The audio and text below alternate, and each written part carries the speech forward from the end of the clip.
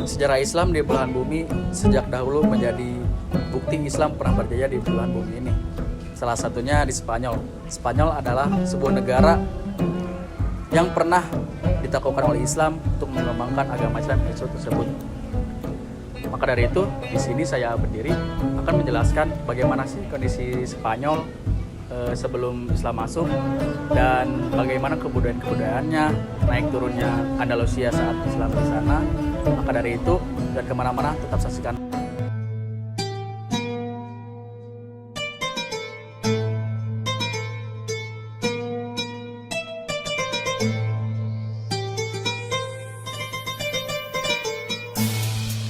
Islam pertama kali masuk ke Spanyol pada tahun 711 Masehi melalui jalur Afrika Utara.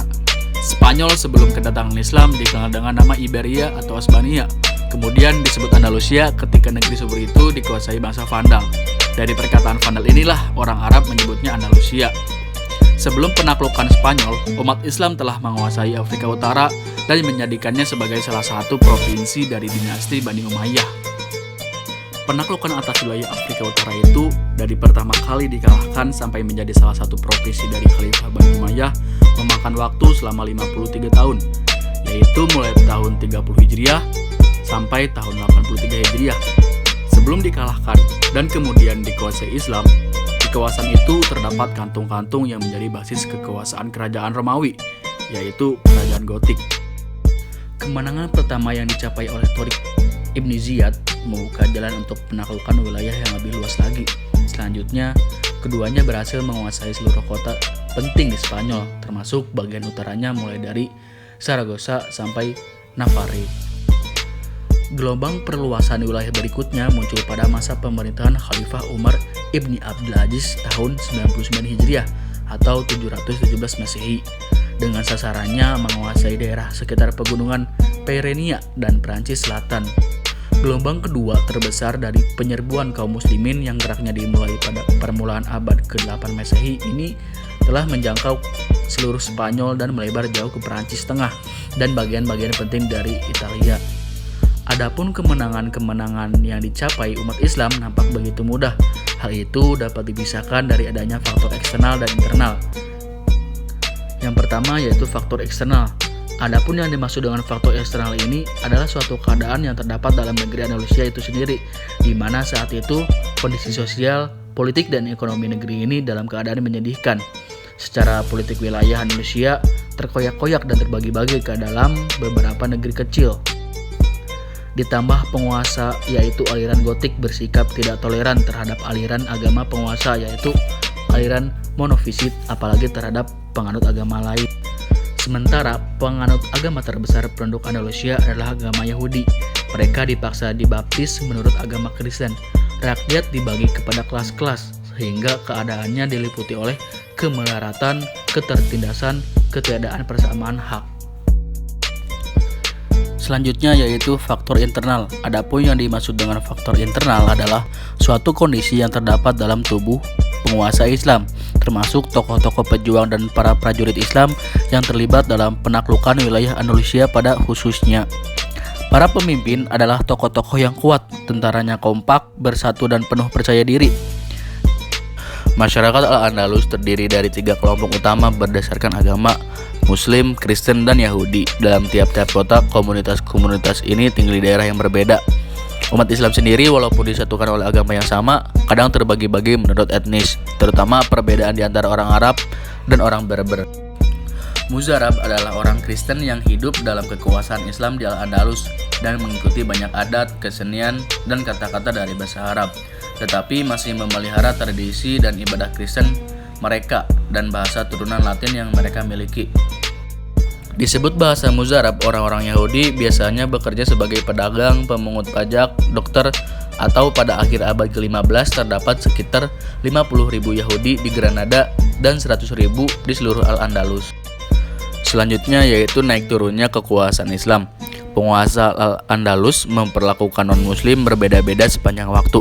Salah satu periode toleransi adalah masa kekuasaan Abdurrahman dan Al-Hakam. Ketika Yahudi Al-Andalus mengalami kemakmuran, mencurahkan hidupnya untuk melayani kekhalifahan Cordoba. mempelajari sains, perdagangan, dan industri, terutama perdagangan sutra dan budak. Yang ikut memakmurkan negeri Al-Andalus. Al-Andalus menjadi suaka bagi kaum Yahudi yang teraniaya di negeri-negeri lain.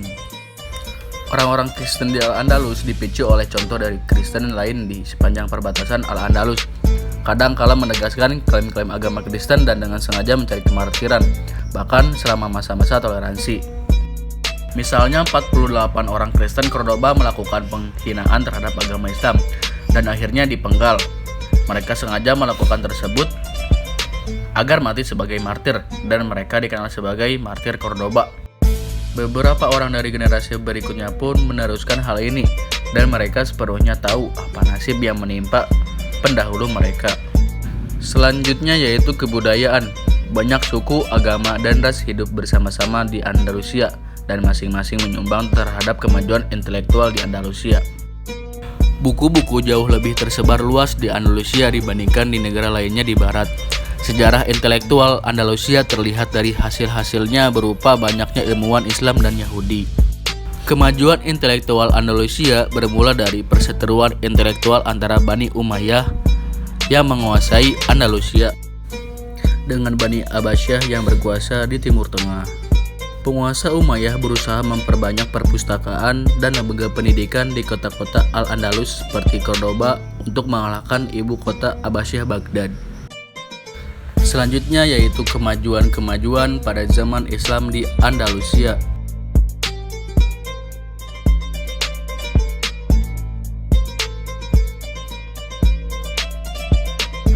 Yang pertama yaitu The Alhambra Palace. Berlatar belakang Gunung Sierra Nevada, The Alhambra Palace atau Istana Alhambra awalnya merupakan bagian dari reruntuhan benteng Romawi ketika bangsa Moor masuk dan Granada di bawah kekuasaan kerajaan Islam. Tempat ini kemudian diperbaiki dan kembali difungsikan sebagai benteng pertahanan sejak tahun 889 Masehi. Yang kedua yaitu Medina Az-Zahra. Medina Az-Zahra atau kota yang bersinar adalah sisa-sisa benteng kota yang dibangun pada tahun 936 oleh Abd ar-Rahman. Sayangnya karena perang saudara pada tahun 1010, benteng ini hancur berantakan dan kemudian hilang dari peradaban sebelum digali kembali pada tahun 1900. Yang ketiga yaitu Cordoba Mezquita. Mezquita merupakan bangunan Masjid Agung Cordoba. Masjid ini dibangun pada tahun 784 oleh Abd ar-Rahman dan merupakan salah satu masjid utama yang digunakan oleh umat Islam untuk beribadah pada masa itu. Cordoba Mezquita sendiri terinspirasi dari masjid di Damaskus dan masjid di Al-Aqsa di Yerusalem.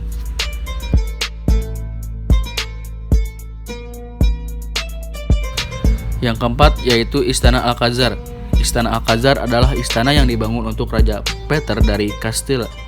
Uniknya, meski merupakan istana untuk kerajaan Kristen, arsitektur Istana Alcazar ini justru sangat kental dengan nuansa Islami khas bangsa Moor. Yang kelima adalah Cathedral of Seville atau yang juga dikenal dengan nama Katedral Santa Maria de la Sede, merupakan salah satu bangunan katedral kebangsaan masyarakat Spanyol dengan luas mencapai 11.520 meter. Tidak heran jika katedral ini menjadi salah satu katedral gotik terbesar di dunia.